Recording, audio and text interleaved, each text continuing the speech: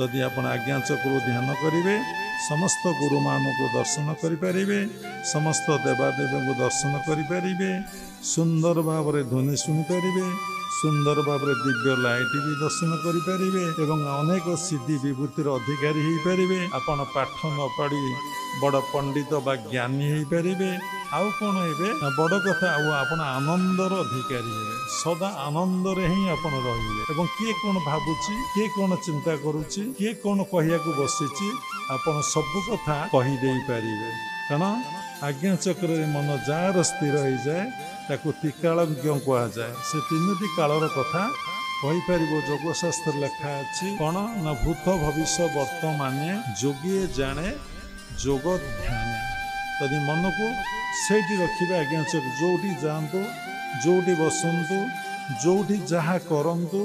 सब मन को भगवान पाखे रखु।